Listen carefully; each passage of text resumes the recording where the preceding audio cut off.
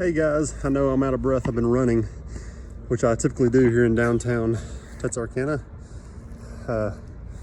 Yeah, so a little bit of history. I'm gonna start doing this more, telling the history of this area and little tidbits.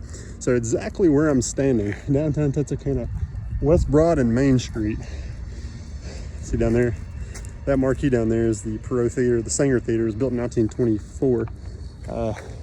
Exactly where I'm standing though, this exact spot was it. Sorry, there's construction going on too up there at the police department. But anyway, exact spot, a woman was tragically shot and killed in this little intersection on the sidewalk. She was shot by her lover, I should say.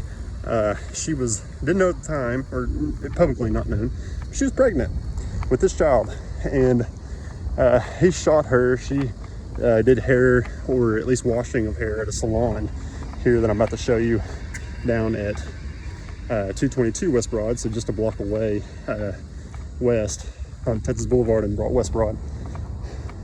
So there's down there where we were, and here's where we're going, where it says Campbell & Co. right now. So this spot it's a salon now, I believe. Lived here my whole life, I should know this, but I don't. But it was a salon in 1946.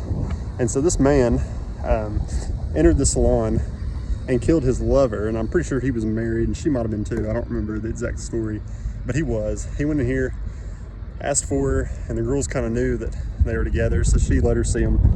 And he shot her, and she, like I said, she was pregnant. Well, she runs out. They kind of stop him. She runs out of this door, and exactly where I'm going now.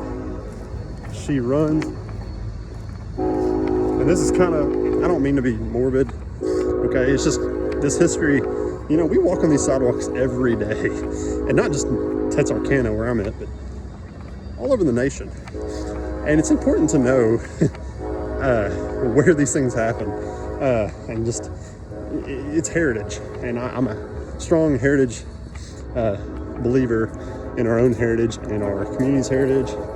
So local history. So she runs to this corner where we started, and he shoots her. He shoots her again, and execution style. She basically is crawling to this point. She ran at first and could only crawl to this little corner, and he executes her, shoots her execution style, and she dies. And policemen run up, which that wasn't there at the time. That was built, I think, in the 70s or 80s. That's where the police department is now, both cities. But the police department was down that way a bit.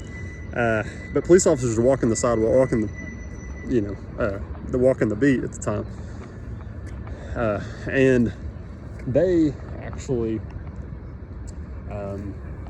could walk up to him, and they just dropped their mouths, and they're like, "Who in the world, man? What are you doing?" And not just because what he did, because it was so violent and terrible, but also the fact they knew him.